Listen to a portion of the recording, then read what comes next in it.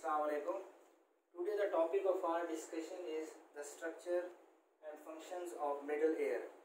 Before going into the detail of structure of middle ear, let me tell you the exact location of middle ear. Middle ear की हम location को देखेंगे तीन view से. First of all anterior view से, फिर lateral view से और सुपीरियर व्यू से. इन तीनों व्यू से हम देखेंगे कि मिडल ईयर एग्जैक्टली कहाँ लोकेटेड है. तो सबसे पहले हम स्टार्ट करते हैं एंटीरियर व्यू से. ये मैंने ड्रा किया है एंटीरियर व्यू से. अगर यहाँ पे मैं एक सेक्शन लूँ, कोरोनल सेक्शन इस जगह पर, और ये अगला जो पोर्शन है ये रिमूव कर दूँ और एंटीरियरली देखें तो हमें जो नज़र आते हैं स्ट्रक्चर, ये सुपीरियर साइड है, ये थोड़े से बाल नज़र आ रहे हैं, गंजा बंदा है. ये सुपीरियर साइड है, ये इंफीरियर, और ये लैटरल साइड है दोनों. तो ये है हमारा external layer.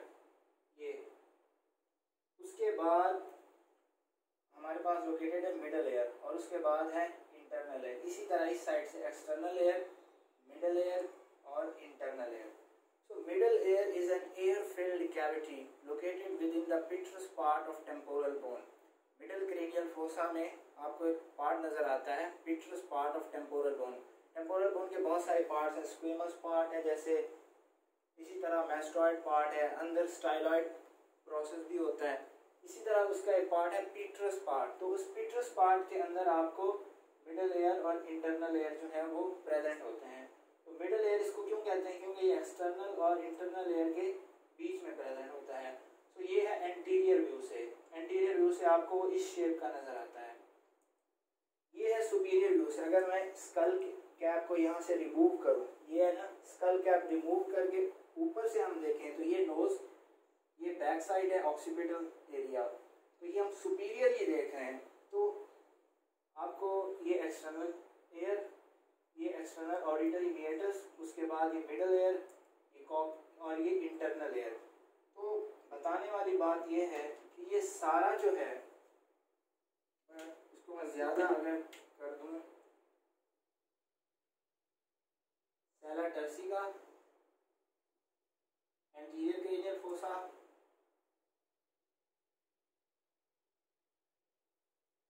Anterior cranial fossa, middle cranial fossa and posterior cranial fossa, and this is foramen magnum. तो मिडल क्रेनियल फोसा के अंदर एक पार्ट होता है petrous part of temporal bone. ये सारा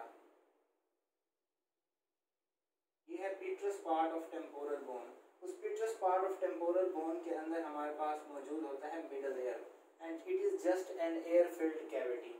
अब अगर हम लैटरल व्यू से देखें इस जगह से, तो हमें मिडल एयर कैसे नजर आता है. तो ये मैंने पिक्चर ड्रा की है लैटरल व्यू से. ये बंदा उस तरफ देख रहा है, ये नोज और ये उसकी आंख है. तो anterior cranial fossa, middle cranial fossa and posterior cranial fossa, and this is foramen magnum. तो मिडल क्रेनियल फोसा के फ्लोर के अंदर, ये मिडल क्रेनियल फोसा था, उसके फ्लोर के अंदर पेट्रस पार्ट ऑफ टेम्पोरल बोन के अंदर ये आपको एक क्यूब शेप नजर आ रहा है. ये है हमारे पास मिडल एयर.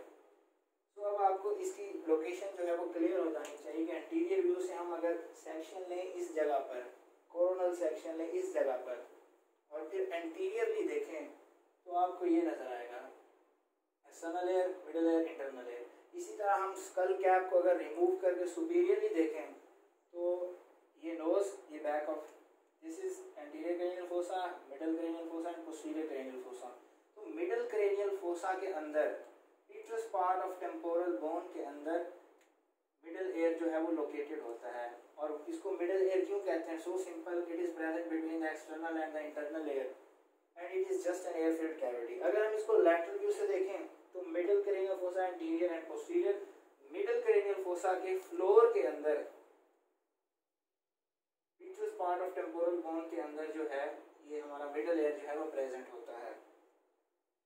लोकेशन के बाद हम मजीद मूव करते हैं कि मिडल एयर जो है वो एक क्यूब कमरे की तरह है. अज्यूम करें मैं जो है वो मिडल एयर के अंदर खड़ा हूँ, तो नीचे जो है ये फ्लोर, ऊपर जो है रूफ, ये वाली जो है एंटीरियर वॉल, ये पोस्टीरियर वॉल, ये लैटरल वॉल, और ये जो है मीडियल वॉल.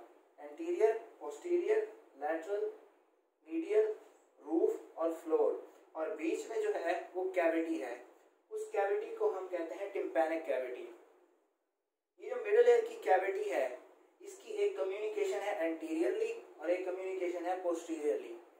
अगर आप सामने देखें इसकी एंटीरियर वाल के अंदर, तो एंटीरियर वाल के अंदर आपको दो ओपनिंग्स नजर आएंगी, जैसा कि मैंने यहाँ ड्रा की है। एक ओपनिंग ये है स्मॉलर ओपनिंग और एक है ये लार्जर ओपनिंग। ये जो स्मॉलर ओपनिंग है ये टेंसर टिम्पैनी के मसल के लिए है, और ये जो लार्जर ओपनिंग है इसको हम कहते हैं ऑडिटरी ट्यूब और यूस्टेशियन ट्यूब। ये जो टेंसर टिम्पैनी का मसल है वो इस ऊपर वाली जो है कैनाल है, ट्यूब है, उसके अंदर लोकेटेड होता है, जबकि ये जो लोअर वाली ट्यूब है जिसको हमने ऑडिटरी ट्यूब या यूस्टेशियन ट्यूब कहा है, इसका फंक्शन क्या है? ये है हमारे पास नेजोफेरिंक्स, ये वाला नेजोफेरिंक्स। ये क्या करता है कि इस टिम्पैनिक कैविटी को कनेक्ट करा देता है इस नेजोफेरिंक्स के साथ, ये यूस्टेशियन ट्यूब। लेट्स सपोज मैं अगर मिडल एयर के अंदर खड़ा हूँ और सामने मेरे एंटीरियर वाल है, तो एंटीरियर वाल के अंदर अगर मैं देखूँ तो मुझे दो ओपनिंग्स नजर आएंगी, और वो दो ओपनिंग्स जो है वो दो ट्यूब्स के अंदर जा रही होंगी। एक ट्यूब जो है सुपीरियर वाली उसके अंदर होगा हमारे पास टेंसर टिम्पैनी का मसल। उसके बाद नीचे वाली जो ट्यूब है वो है हमारे पास यूस्टेशियन ट्यूब। जैसा कि ये एंटीरियर वाल है तो एक ट्यूब ये, एक ट्यूब ये। जो ये वाली ट्यूब है इसके अंदर होगा टेंसर टिम्पैनी का मसल, और जो ये वाली ट्यूब है इसको कहेंगे यूस्टेशियन ट्यूब। अब ये मिडल एयर कैविटी को कनेक्ट करा रही है सीधा नेजोफेरिंक्स के साथ। तो एंटीरियरली ये टिम्पैनिक कैविटी किसके साथ कम्युनिकेट कर रही है? इसके साथ, टिम्पैनिक नेजोफेरिंक्स के साथ। पोस्टीरियर ये किसके साथ कम्युनिकेट करती है? मैस्टॉइड एंट्रम के साथ। ये जो स्ट्रक्चर मैंने ड्रा किया ये है mastoid antrum and mastoid hair cells. जो मिडल एयर की पोस्टीरियर वाल है ये जो है ये एंटीरियर वाल है, ये वाली लैटरल वाल, वो वाली मीडियल वाल, और ये वाली पोस्टीरियर वाल, ये रूफ और ये फ्लोर। तो इसकी जो पोस्टीरियर वाल है उसके अंदर एक ओपनिंग होती है, और वो उस ओपनिंग के थ्रू ये जो कैविटी है इसकी ये कम्युनिकेट करती है इसके साथ मैस्टॉइड एंट्रम के साथ। ये किसके साथ कम्युनिकेट करती है? मैस्टॉइड एंट्रम के साथ। एंटीरियरली यूस्टेशियन ट्यूब के साथ के थ्रू कम्युनिकेट करिए नेजोफेरिंक्स के साथ। पोस्टीरियर वाल के अंदर एक ओपनिंग है और उस ओपनिंग के थ्रू कम्युनिकेट कर रही है ये मैस्टॉइड एंट्रम के साथ। यानी एक विंडो पीछे है और एक विंडो आगे। आगे वाली विंडो से अगर आप कोई चीज़ फेंकते हैं तो वो जाके गिरेगी नेजोफेरिंक्स के अंदर, और किसके थ्रू? यूस्टेशियन ट्यूब के थ्रू। पोस्टीरियर वाल के अंदर एक विंडो है, ओपनिंग है, उसके थ्रू आप कोई चीज़ फेंकते हैं तो वो जाके कहाँ गिरेगी? मैस्टॉइड एंट्रम के अंदर। तो एंटीरियरली यूस्टेशियन ट्यूब नेजोफेरिंक्स के साथ, पोस्टीरियरली मैस्टॉइड एंट्रम के साथ। तो यहाँ पर मिडल एयर के कुछ रिलेशंस मैं आपको बताना चाहूँगा जो बहुत क्लिनिकली इंपॉर्टेंट है। कि इसका जो रूफ है, ये वाला मिडल एयर का जो रूफ है, यहाँ पर ये जो बोन है पीट्रस, क्योंकि ये पीट्रस पार्ट ऑफ टेम्पोरल बोन के अंदर लोकेटेड है, तो वो पीट्रस पार्ट जो पीट्रस बोन है उसका वो पार्ट जो मिडल एयर का रूफ बना रहा है वो बहुत थिन होता है। जैसा कि मैंने ये शो किया है, ये ब्लू कलर से, ये है उसका रूफ, ये बहुत ही थिन है। इसकी क्या क्लिनिकल इंपॉर्टेंस है? अब इससे अगर हम ऊपर मूव करें तो ये हमारे पास क्या आ जाता है? Middle cranial fossa. Middle cranial fossa के अंदर सबसे पहले ये क्या होंगी? मेनिंजेस, और मेनिंजेस के बाद कौन सा लोब होता है ब्रेन का? Temporal lobe. फ्रंटल लोब सामने होता है, ऊपर पैराइटल, पीछे ऑक्सीपिटल, और मिडल क्रेनियल फोसा के अंदर जो है वो टेम्पोरल लोब होता है। तो इसकी क्लिनिकल इंपॉर्टेंस क्या है कि ये चूंकि थिन है, बहुत ही वीक है और थिन है, तो मिडल क्रेनियल फोसा के अंदर बाल आकार जो इन्फेक्शन होता है वो इस थिन प्लेट के थ्रू पास होके मिडल क्रेनियल फोसा के अंदर एंटर हो जाता है। और बाल आकार अगर वो मेनिंजेस की दो लेयर्स के बीच में फ्लूइड इकट्ठा हो जाए तो उसे कहेंगे कि extra ड्यूरल abscess. Suppose this is जो उसकी मेनिंजेस की दो लेयर होती है ना, एक पेरियोस्टियल लेयर या एंडोस्टियल लेयर और दूसरी मेनिंजियल लेयर। सपोज ये जो है ये है मेनिंजियल लेयर और दूसरी जो है एंडोस्टियल लेयर, वो इस बोन के बिल्कुल साथ जुड़ी हुई है। तो अगर इन दोनों के बीच में फ्लूइड यहाँ इकट्ठा हो जाए, इस जगह पे वो जो इन्फेक्शन है वो यहाँ पे आके फ्लूइड अकोमुलेट हो जाए, तो इसको कहेंगे एक्स्ट्रा ड्यूरल एब्सेस। या बाद औकात वो इस मेनिंजेस को क्रॉस करके टेम्पोरल लोब ऑफ है इफेक्ट करता है। तो ये इसकी क्लिनिकल इंपॉर्टेंस है। इसके थिन होने की वजह से बाद मिडल एयर की इन्फेक्शन इसके थ्रू पास कर जाते हैं मिडल क्रेनियल फोसा के अंदर, और वहाँ पर जाकर मेनिंजाइटिस काज करवा सकते हैं, एक्स्ट्राड्यूरल एब्सेस या टेम्पोरल लोब को भी नुकसान हो सकता है। दूसरा कि ये जो इसकी पोस्टीरियर वाल में ओपनिंग है इसको कहते हैं ऑडिटस, और ये पीछे जो है ये है एंट्रम, मैस्टॉइड एंट्रम, और ये है मैस्टॉइड एयर सेल। अब चूंकि ये दोनों आपस में कम्युनिकेट कर रहे हैं, इसलिए बाद मिडल एयर की इन्फेक्शन अगर इस ऑडिटस जो है ओपनिंग है पोस्टीरियर वाल के अंदर, इसके थ्रू अगर वो मैस्टॉइड एंट्रम के अंदर आ जाए तो फिर उससे क्या क्या हो सकता है। अब मैस्टॉइड एंट्रम के पीछे जो बोन है ये वाली, ये बहुत ही थिन बोन है, और इसके पीछे हमारे पास लाई कर रहा होता है सिग्मॉइड साइनस, और फिर वो यहाँ पे इंटरनल जुगुलर वेन में मिल जाता है। तो ये है सिग्मॉइड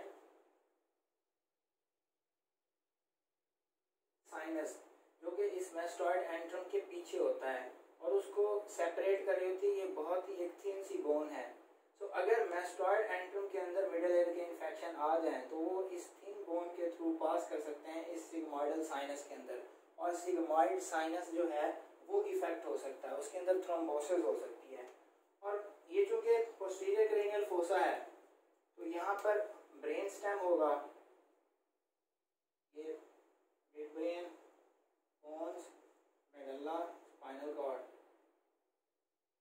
ये ब्रेन स्टेम, और उसके पीछे सेरिबेलम।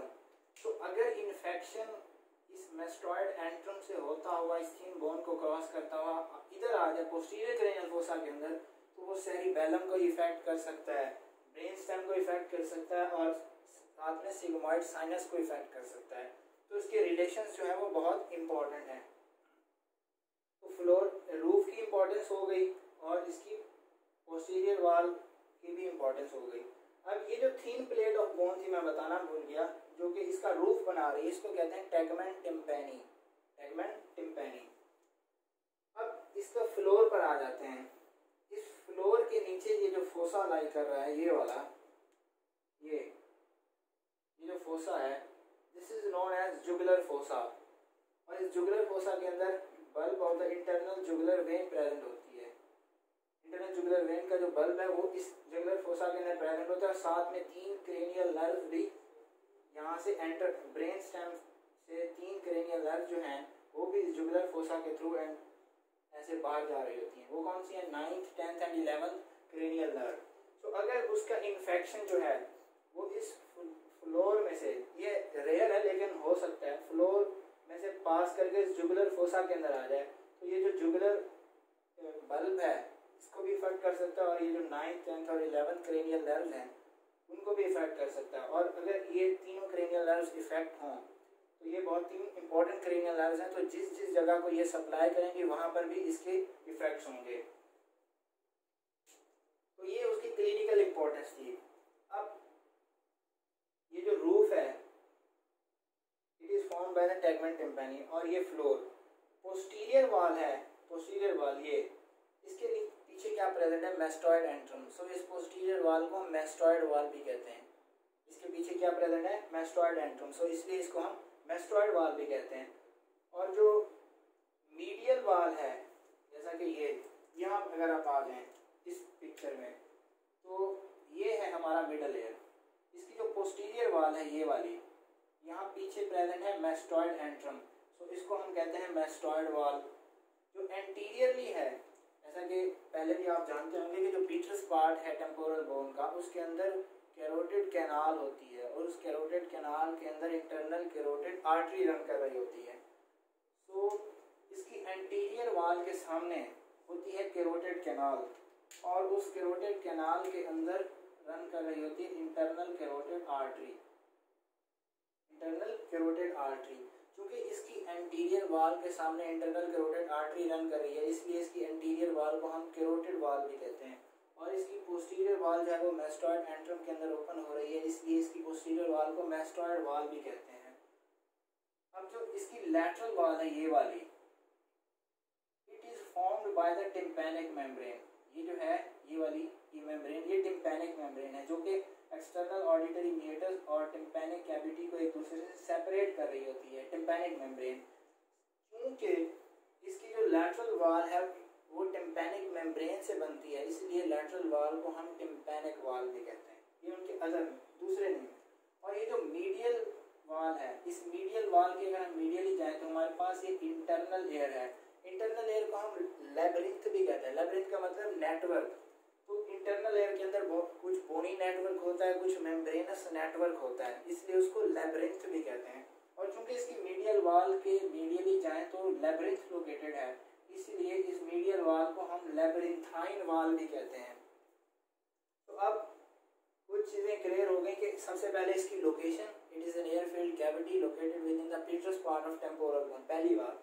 दूसरी बात जो आप याद रखने वाली है कि anteriorly it communicates with the nasopharynx through Eustachian tube और auditory tube. Posteriorly there is an opening in its posterior wall. Posterior wall में एक ओपनिंग होती है जिसमें के थ्रू ये कम्युनिकेट करता है मैस्टॉइड एंट्रम के साथ। उसकी जो लैटरल वॉल है ये वाली, ये it is formed bye tympanic membrane. lateral wall is formed by tympanic membrane। और जो medial wall है it is formed by the lateral wall of internal air। जैसा कि ये middle air के medially अगर internal air है तो internal air के laterally medial air है ना, तो इसकी जो lateral wall है वो इसकी medial wall बनाएगी। तो इसकी एक रूफ है, एक फ्लोर है, एक कैविटी है और 4 वाल्स हैं। तो मैं मिडल एयर के अंदर खड़ा हूँ। इसका मैं बार बार रिपीट इसलिए कर रहा हूँ कि ये कंसेप्ट बहुत इंपॉर्टेंट है। तो मिडल एयर के अंदर मैं खड़ा हूँ तो नीचे क्या है, फ्लोर, ऊपर रूफ, सामने वाली एंटीरियर वॉल, पीछे वाली पोस्टीरियर वॉल, ये वाली लैटरल वॉल और ये वाली मीडियल वॉल। तो इसकी 4 वॉल्स हैं, लैटरल, मीडियल, एंटीरियर, पोस्टीरियर, एक रूफ है और एक फ्लोर है। और ये जो इनके बीच में कैविटी है ये मिडल एयर की कैविटी है। तो इसके कुछ रिलेशंस हैं जो आपको समझने चाहिए, वो बहुत इंपॉर्टेंट है कि इसके एंटीरियरली क्या रन कर रही होती है, इसके एंटीरियर वॉल के एंटीरियरली क्या रन कर रही होती है, इंटरनल कैरोटिड आर्टरी, इसलिए इसको कैरोटिड वॉल कहते हैं। पोस्टीरियरली कहाँ ओपन हो रहा है, मैस्टॉइड एंट्रम के अंदर, तो इसलिए इसको मैस्टॉइड वॉल कहते हैं। Laterally it is formed bye tympanic membrane, so it is called tympanic wall. medial wall is formed by the labyrinthine, medial to the medial wall labyrinthine network is present, so medial wall is called labyrinthine wall। posterior wall की importance मैंने बता दी कि उसके through जो middle air के infection है वो जाते हैं मैस्टॉइड एंट्रम के अंदर और मैस्टॉइड एंट्रम से पीछे जाते हैं सिग्मॉइड साइनस, ब्रेन स्टेम और सेरिबेलम तक। अब आ गई इसकी रूफ और फ्लोर की importance. Roof it is formed by the thin bony plate tegmen tympani, और उसके थ्रू जो ये इन्फेक्शन है वो ऊपर जाता है और एक्स्ट्रा ड्यूरल एब्सेस, मेनिंजाइटिस और यहाँ पर मौजूद टेम्पोरल लोब को भी इफेक्ट करता है।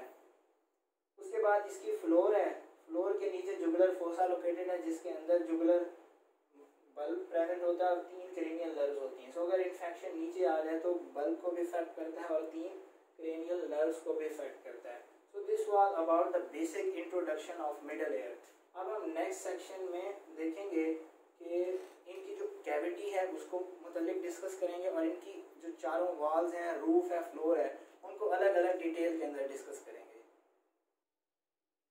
Now we are going to discuss about the cavity of the middle ear। इससे पहले मैंने आपको इंट्रोडक्शन बता दिया मिडल एयर का कि उसकी एक कैविटी है, उसकी एंटीरियर वॉल है, पोस्टीरियर वॉल है, रूफ है, फ्लोर है, लैटरल वॉल है, मीडियल वॉल है।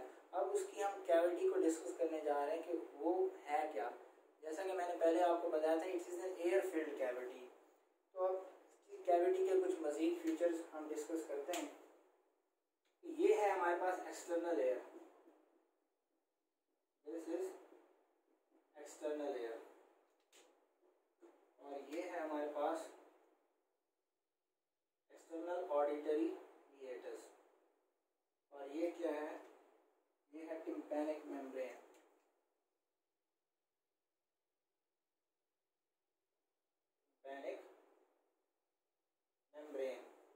टिम्पैनिक मेम्ब्रेन और उस टिम्पैनिक मेम्ब्रेन के मीडियली ये जो कैविटी है ये है मिडल एयर पार्ट्स के अंदर डिवाइड करते हैं कि कैविटी का वो पार्ट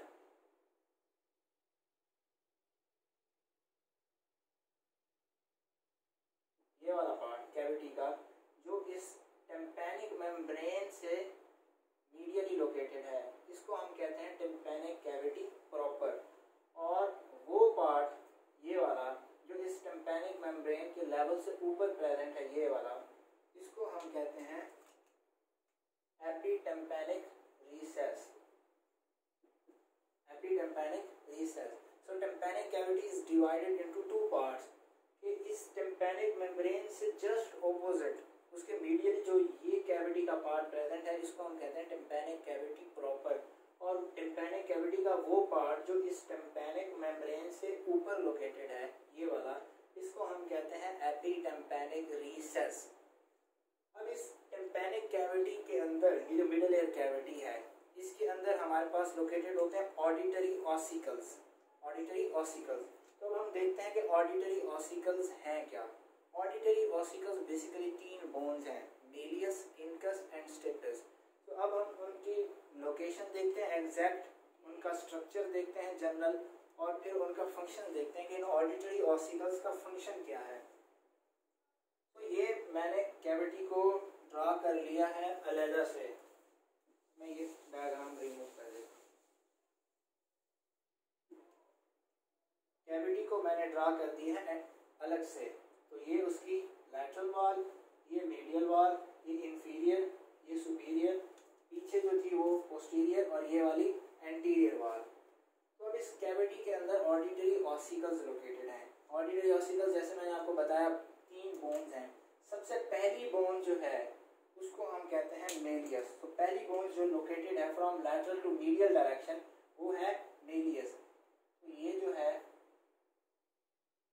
ये है मेलियस, ये वाली बोन मेलियस। इस मेलियस का एक हेड है, ये वाला, ये हेड है, और एक उसकी कॉन्स्ट्रिक्टेड नेक है, ये एक उसका लॉन्ग प्रोसेस है जिसको हम हैंडल भी कहते हैं, एक उसका लैटरल प्रोसेस है जो ऐसे लैटरली प्रोजेक्ट कर रहा है, और एक उसका एंटीरियर प्रोसेस है जो ऐसे आगे प्रोजेक्टेड होता है, ऐसे आगे प्रोजेक्टेड होता है। मैं लैटरल व्यू में अगर आपको ड्रा करके दिखाऊं मेलियस, तो ये हेड, ये उसका कॉन्स्ट्रिक्टेड नेक, ये उसकी कॉन्स्ट्रिक्टेड नेक, और ये उसका लॉन्ग प्रोसेस या हैंडल, एक उसका ये लैटरल प्रोसेस है, और एक उसका एंटीरियर प्रोसेस है। सो ये अगर है मेरी मेलियस, तो ये उसका है हेड, और ये है नेक, उसके नीचे ये लॉन्ग प्रोसेस या हैंडल। सो इससे एक लैटरल प्रोसेस है जो यूं प्रोजेक्टेड होता है, और एक एंटीरियर प्रोसेस है जो यूं प्रोजेक्टेड होता है। लेट्स सपोज ये है एंटीरियर प्रोसेस और ये है लैटरल प्रोसेस। ये head, neck, handle, anterior process and lateral process. तो इस स्ट्रक्चर अगर ये क्लियर है, तो अब हम नेक्स्ट मूव करते हैं कि उससे अगली बोन जो आती है उससे थोड़ा सा पोस्टीरियरली और मीडियली, वो है इनकस। तो ये बोन जो है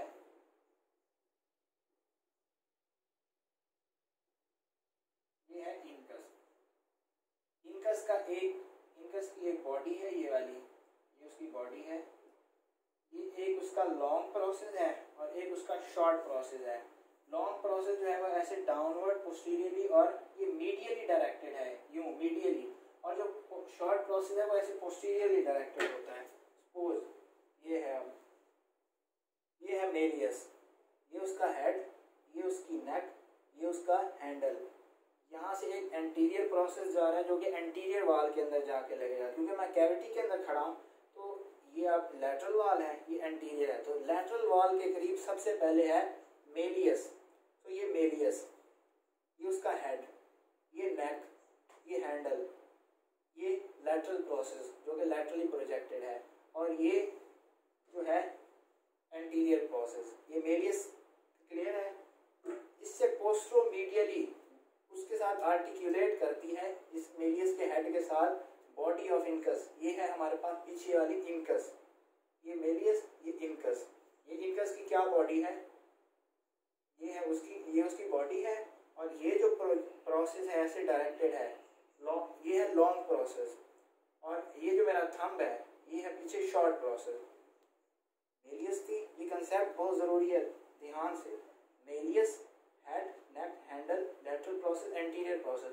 पीछे है इनकस, ये उसकी बॉडी जो कि उसके हेड के साथ आर्टिकुलेट करती है, और उसका ये जो है पोस्ट्रोमीडियली जो डायरेक्टेड है, ये उसका लॉन्ग प्रोसेस, और उससे पीछे जो है यूं, ये है शॉर्ट प्रोसेस।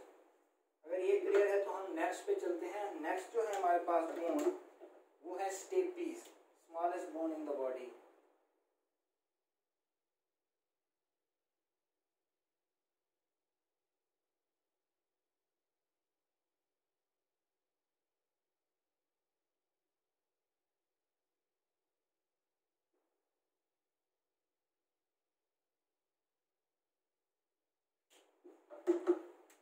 ये वाली जो बोन है,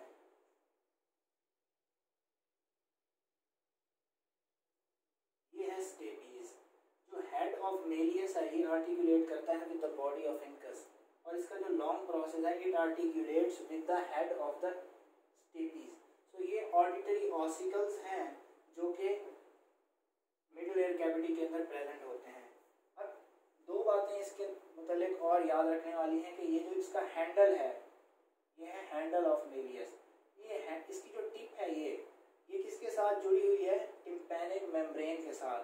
तो हैंडल ऑफ मेलियस जो है, ये टिम्पैनिक मेम्ब्रेन के साथ जुड़ा होता है, उसकी टिप। और ये है बेस ऑफ स्टेपीज। स्टेपीज के भी कुछ पार्ट्स हैं। ये है हेड, हेड के बाद आएंगे ये कॉन्स्ट्रिक्टेड नेक, और उस नेक से दो प्रोसेस निकलते हैं, ये एक ये जा रहा है और एक ये जा रहा है, ये है लिम्स। और ये लिम्ब जो है, ये किसके साथ जाके मिलते हैं? इस बेस के साथ। तो ये है बेस ऑफ स्टेपीज। और जो बेस ऑफ स्टेपीज है, ये किसके साथ जुड़ी हुई है? इसकी मीडियल वॉल के साथ। अब इस ऑडिटरी ऑसिकल्स का फंक्शन क्या है? वो जब आवाज, कोई साउंड वेव्स आती हैं, तो वो एक्सटर्नल एयर पे सबसे पहले आती हैं। एक्सटर्नल के बाद वो जाती हैं अंदर एक्सटर्नल ऑडिटरी मीएटस के थ्रू। मैं डायग्राम ड्रा करके बताता हूँ।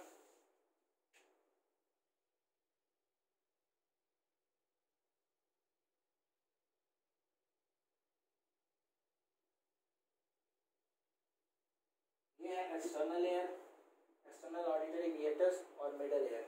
तो साउंड वेव्स जो होती हैं, सबसे पहले एक्सटर्नल एयर के थ्रू कहाँ से जाती? एक्सटर्नल एयर में, फिर एक्सटर्नल ऑडिटरी मीएटस के थ्रू जाके कहाँ पे टकराती हैं? टिम्पैनिक मेम्ब्रेन के साथ।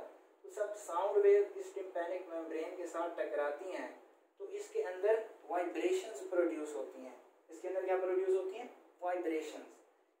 मिडल एयर के अंदर ये जो ऑडिटरी ऑसिकल्स हैं, इनका फंक्शन ये है कि इस टिम्पैनिक मेम्ब्रेन की वाइब्रेशन को यहाँ से ट्रांसमिट करे आगे इंटरनल एयर में, क्योंकि जो नर्व इम्पल्स जनरेट होती है वो इंटरनल एयर के, तो इंटरनल एयर के स्ट्रक्चर में हम डिटेल से देखेंगे कि किस तरह नर्व इम्पल्स जनरेट होती है। इन मिडल एयर के ऑसिकल्स का फंक्शन ये है कि ये जो टिम्पैनिक मेम्ब्रेन पर साउंड वेव्स ने आके वाइब्रेशन प्रोड्यूस करवाई हैं, ये इन वाइब्रेशंस को आगे ट्रांसमिट कर दे इंटरनल एयर में, और ये वाइब्रेशन आगे इंटरनल एयर में जाके नर्व इम्पल्स जनरेट करें। सो बेसिकली ये बीच में एक ट्रांसफर करने का काम कर रहा है, डाकिया है। खत भेजा डाक ऑफिस, डाकिया उसको वहां तक पहुंचा देता है। उसका काम सिर्फ ये है कि एक जगह से पकड़ा दूसरी जगह पहुंचा दिया। इन ऑडिटरी ऑसिकल्स का फंक्शन भी ये है, वाइब्रेशन को यहाँ से पकड़ा आगे पहुंचा दिया। अब ये सारा मैकेनिज्म होता कैसे है कि ये आगे वाइब्रेशंस को पहुंचाता कैसे, अब हम वो देखेंगे।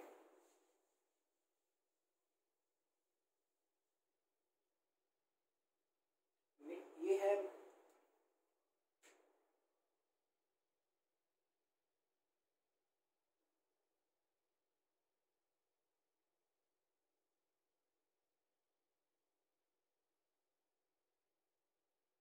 एक्सटर्नल एयर, एक्सटर्नल ऑडिटरी मीएटस, ये मिडल एयर, और इसके मीडियली क्या लोकेटेड है? Internal air. इंटरनल एयर जो है वो एक कॉइल स्ट्रक्चर है।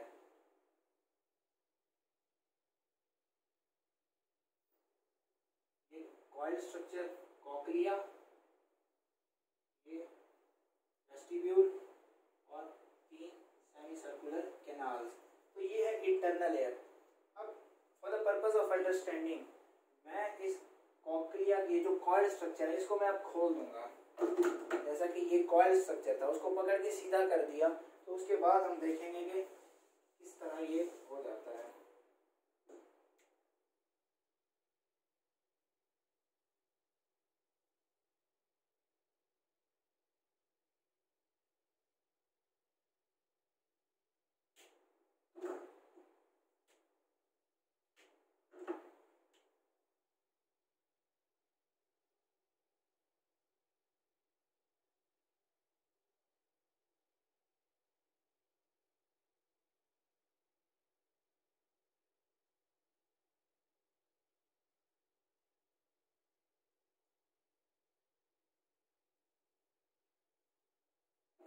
ये है हमारे पास कॉकलिया, जिसको मैंने अनकॉइल कर दिया। पहले ये ऐसे कॉइल था, उसको पकड़ के बिल्कुल सीधा कर दिया एक पाइप की तरह, तो ये इस तरह नजर आता है। अब इसमें से कुछ स्ट्रक्चर जो है वो मैं आपको बता देता हूँ कि ये जो मैंने रेड ड्रा की है, ये वाली, ये है स्कैला मीडिया और कॉकलियर डक्ट। ये स्कैला मीडिया और कॉकलियर डक्ट, इससे ये जो ऊपर वाला पोर्शन है ये वाला, ये है स्काला वेस्टिब्युलाई, और ये जो नीचे वाला पोर्शन है ये है स्काला कॉकलिया। ये स्काला कॉकलिया और स्काला वेस्टिब्युलाई इस पॉइंट पर आकर एक दूसरे के साथ कम्युनिकेट कर रहे हैं। ये पॉइंट कहलाता है हेलिकोट्रीमा। ये इंटरनल है, हम डिटेल से पढ़ेंगे, यहाँ पर जस्ट इंट्रो दे रहा हूँ। ये जो है स्काला कॉकलिया, ये वाला स्काला वेस्टिब्युलाई, ये डक्ट स्काला मीडिया और कॉकलियर डक्ट, और ये पॉइंट जिस पर स्काला वेस्टिब्युला और स्काला कॉकलिया कम्युनिकेट कर रहे हैं एक दूसरे के साथ, ये है हेलिकोट्रीमा। हेलिकोट्रीमा। अब चाहे स्काला वेस्टिब्युलाई हो या स्काला कॉकलियाई हो, इसके अंदर एक फ्लूइड प्रेजेंट होता है, इसको कहते हैं पेरीलिम्फ।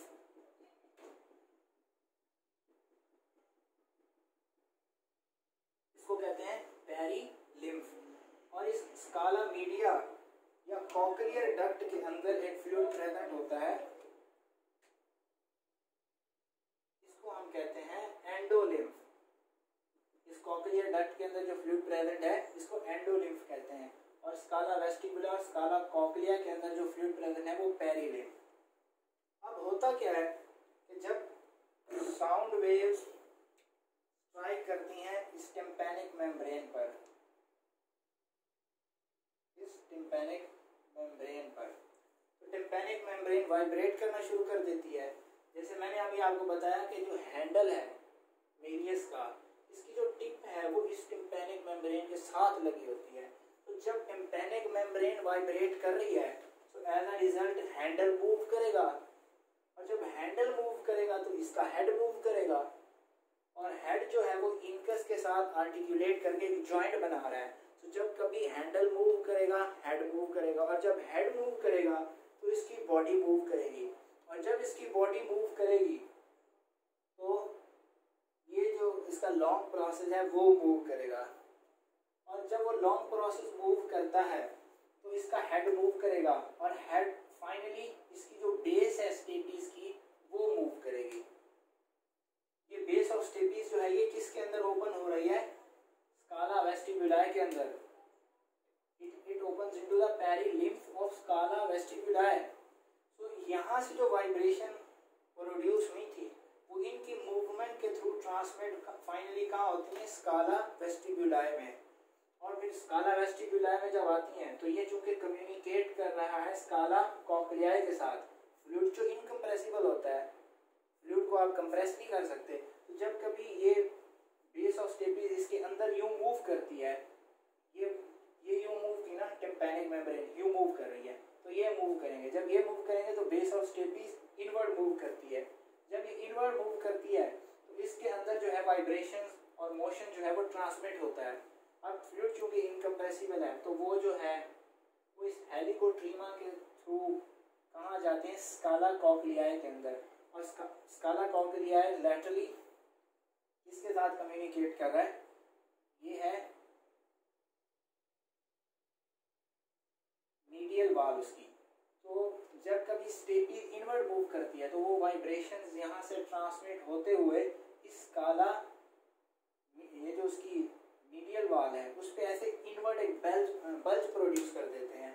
तो इस तरह जब ये वाइब्रेशंस यहाँ पे ट्रांसमिट होती हैं तो यहाँ पे nerve organ of Corti nerve impulse generate करते हैं। वो हम इंटरनल एयर में देखेंगे कि ऑर्गन ऑफ कॉल्टी क्या होते हैं और नर्व इम्पल्स कैसे जनरेट होती है। तो ये था उसकी कैविटी के मुतालिक। Let's have a quick review अभी तक जो हमने डिस्कस किया है। पहले मैंने इंट्रोडक्शन दिया, उसके बाद हम आ रहे थे उसकी पहली चीज़ को डिस्कस करने के लिए, कैविटी। कैविटी मैंने आपको बताया कि वो कैविटी का पार्ट जो इसके जस्ट अपोजिट है वो टिम्पैनिक कैविटी प्रॉपर और उससे ऊपर वाला एपिटिम्पैनिक रिसेस। अब यहाँ से अगर आप देखें तो ज़्यादातर ऑडिटरी ऑसिकल्स का जो पोर्शन है वो एपिटिम्पैनिक रिसेस के अंदर प्रेजेंट है। तो इस टिम्पैनिक कैविटी के अंदर ऑडिटरी ऑसिकल्स प्रेजेंट होते हैं। ऑडिटरी ऑसिकल्स बेसिकली 3 बोन्स हैं, मेलियस, इनकस, स्टेपीज। वो मैंने आपको बता दिया कि किस तरह लोकेटेड है। मेलियस का हेड एक लैटरल प्रोसेस, हैंडल, नेक और एंटीरियर प्रोसेस।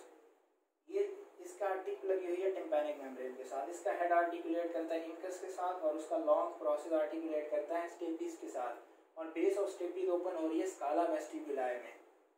जब कभी साउंड वेव स्ट्राइक करती हैं टिम्पैनिक मेम्ब्रेन पे तो टिम्पैनिक मेम्ब्रेन स्टार्ट्स वाइब्रेटिंग और इसके साथ चूंकि ये लगा हुआ है इट आल्सो स्टार्ट्स मूविंग। और जब ये मूव करता है तो इनकस मूव करेगा और जब इनकस मूव करेगा तो स्टेपीज मूव करेगा और जब स्टेपीज मूव करेगा base of stapes inward push करती है लिक्विड को, इस पेरी लिम्फ को।